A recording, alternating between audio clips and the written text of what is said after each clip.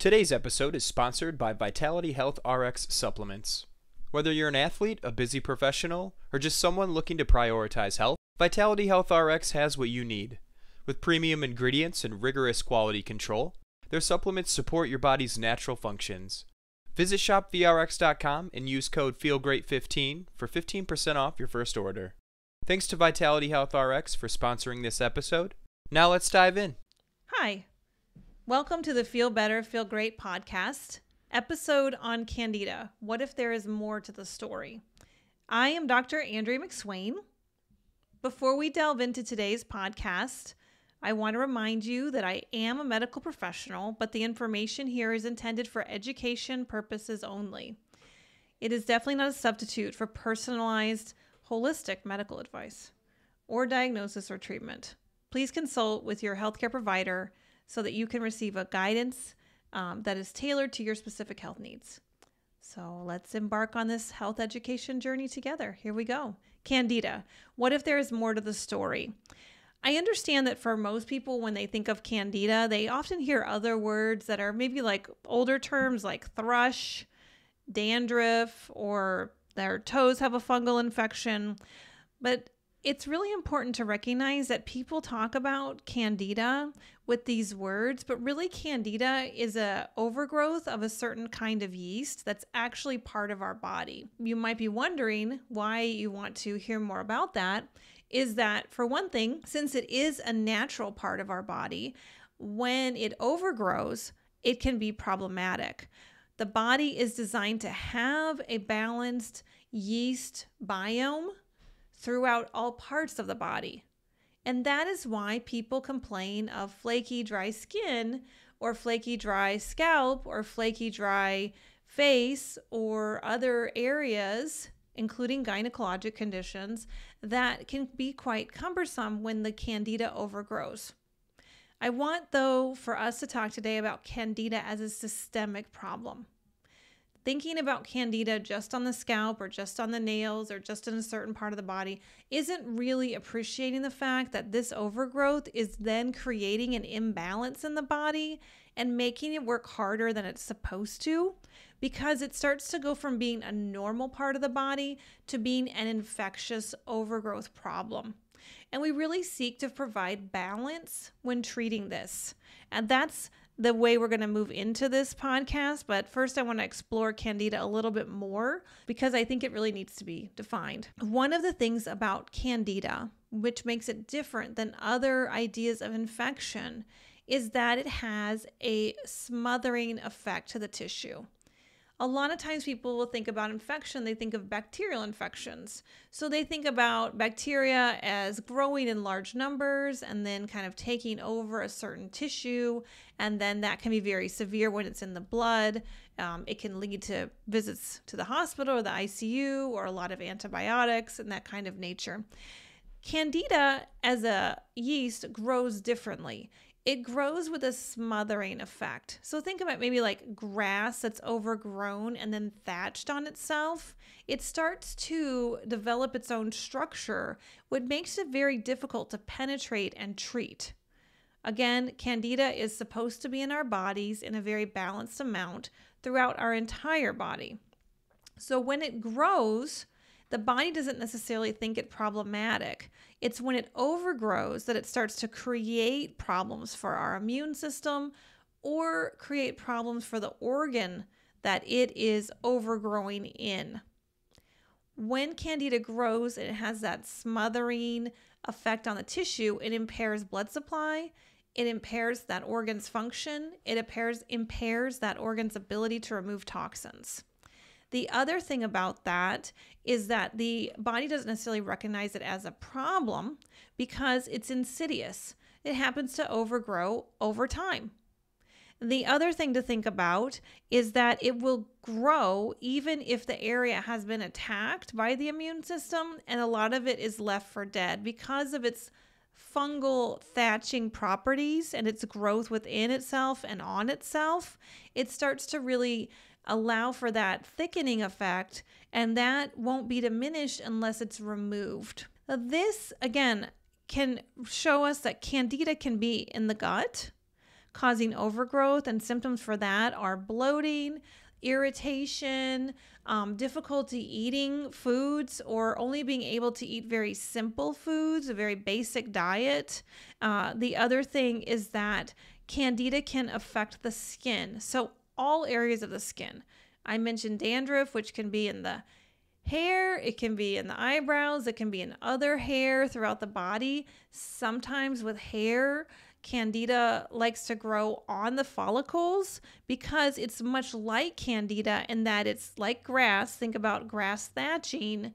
And when there's ever a hair presence, that allows the Candida already have somewhat of an infrastructure. And when it has somewhat of an infrastructure like that, it makes it easier to kind of take over that tissue and establish an imbalanced biome. Then we also have, other parts, we think about other parts of our bodies, but they're still part of our skin, which are our feet, our toes. Then we think about nail candida or overgrowth, which is discoloration and thickening. I want to get back to skin. So skin has a different presentation for candida than just flaky skin. First of all, recognize that if you're adding lotion and your skin is flaking, it's likely that the skin has a candida overgrowth, and that's why it's flaking. It's not dry skin, it's actually candida overgrowth. Another thing about skin and candida is that skin can actually store the candida on the surface in sometimes areas that are a little bit darker or a little bit lighter. So they look almost like pigmentation that's coming from the skin, but it actually is more of an overgrowth of the candida first on top of the skin, so it's more susceptible to the sun with brown spots. And then over time, it's possible for the candida to penetrate deeper into the skin layers, and that will give a hypopigmentation or a lighter or a white plaque or even just a small dot area. So looking at the skin, thinking about candida, recognize that some of the symptoms that might have been there that are not necessarily being acknowledged as candida could very well be an overgrowth of the natural biome of that tissue. That's important. Then the other thing is, well, how do you treat it? What do you do? So I like to use a structure for infectious treatments in the clinic where I define it as nourish, kill, remove. When you look at these three different parts, I think that they're integral. I think they encompass the principles of holistic practice and also conventional medicine in a way that is looking at the long game so that people can create balance and also stimulate the immune system's natural ability to fight overgrowth/infection, and then look at the removal or elimination process, which is really fundamental. I want to give you a story of many times that people have come into my office and they are on a gut protocol from another provider, which is great, fine, wonderful, usually related to Candida. What happens is the emphasis is on killing agents. And killing agents for Candida can be a lot of things that are naturally found in your diet. And then there's things that are supplemented that are in higher, more concentrated doses.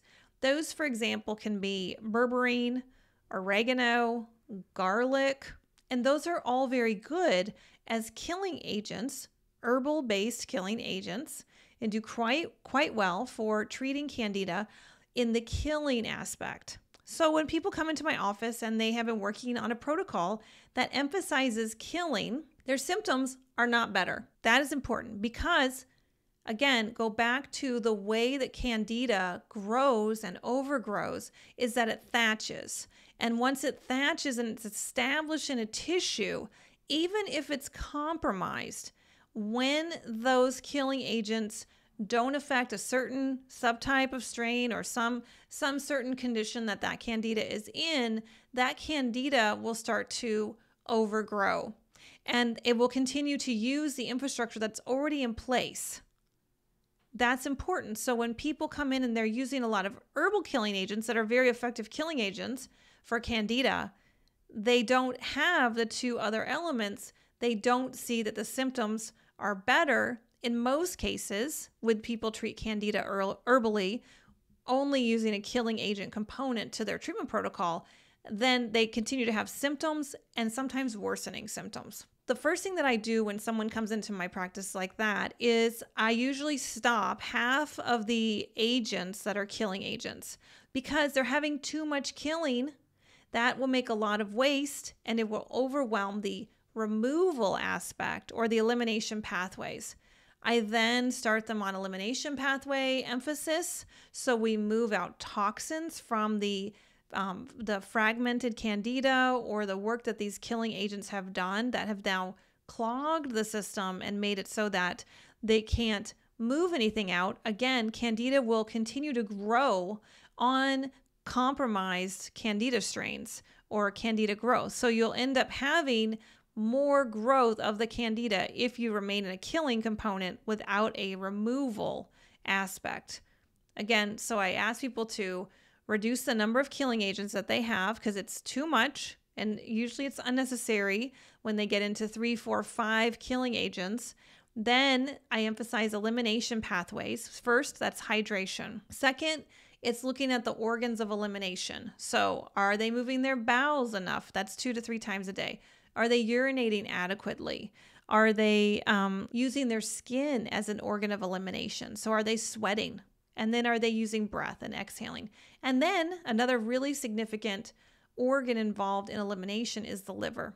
Is the liver overwhelmed? Particularly if this is a Candida overgrowth that is affecting many other organs besides the colon. So if it's a scalp, skin, systemic Candida, which it often is, it's going to overwhelm the liver as the liver is trying to move these toxins from the parts of the body out through the colon.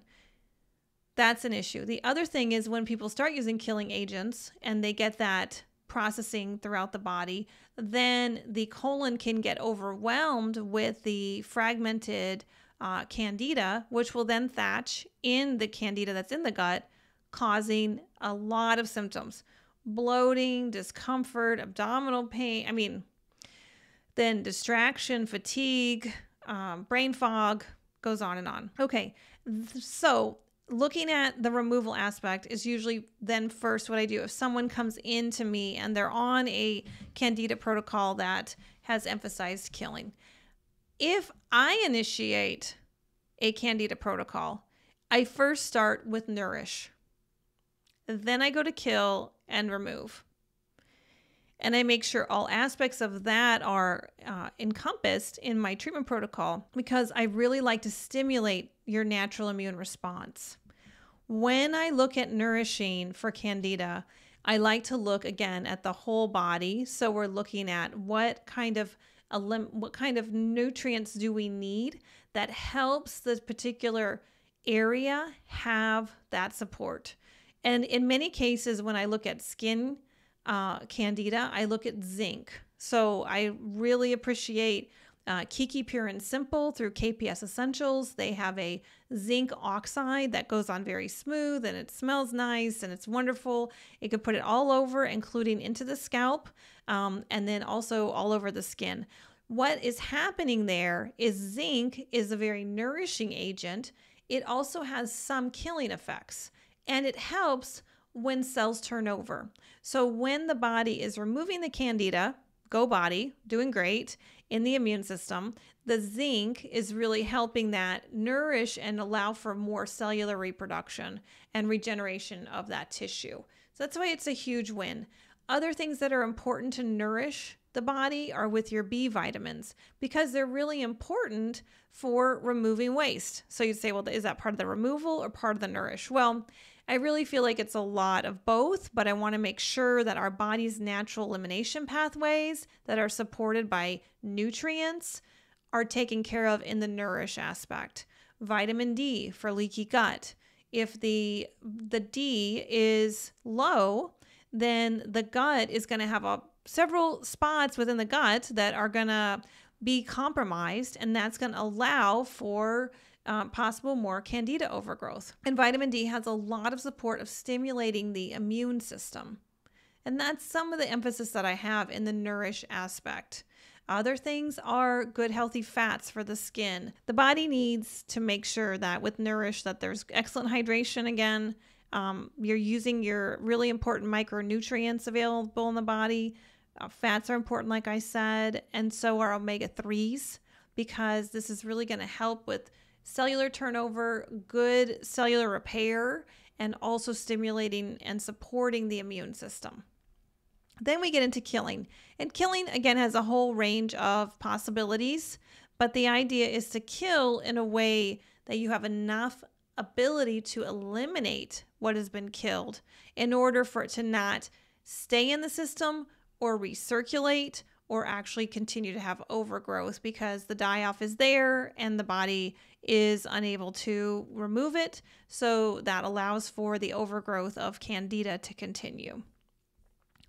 When we look at killing agents, as I mentioned, there's many on the market. There's oftentimes people will use a Candida blend that's herbal, and that's what I like to use. We have one called Candida Nourish, and I think it's fantastic. But let me tell you what happens when you kill Candida. It has a special factor in that it's normally supposed to live in the body. There are fungal strains or yeast strains that are supposed to live in the body. Candida is one of them. Another one of them is S. cerevisiae. Another one of them is S. boulardii. So when you are killing Candida in these protocols, it's really important not only to reduce the amount of Candida, but also to put in good, healthy strains that then allow for the biome to be reestablished. This, I find, is a really important part of our protocol in using other very healthy using very healthy fungal strains that actually enhance the balance of the microbiome. And again, S. boulardii and S. cerevisiae do an excellent job with that. They have their own superpowers. I really think that they're marvelous for the body. They've been around for a long time. They are isolated. You still want to find an excellent product for those because that then allows for them to go into your biome and then create more balance. That will also help when you've got this killing done and removal of some of the Candida to reestablish some of these other healthy strains, again, S. boulardii and S. cerevisiae, to be able to enhance and establish a healthy biome that is then sustained. And that's also what I see in a lot of Candida overgrowth is one, people are looking at it just specifically at a certain area. They are not recognizing that it's often affecting multiple areas, so it's really more of a systemic issue. Then they're emphasizing only the killing aspect without any awareness or use of items that enhance the nourishment and removal of the Candida out of the body, and then they're overwhelming the system. I've talked about the killing agents from a holistic view.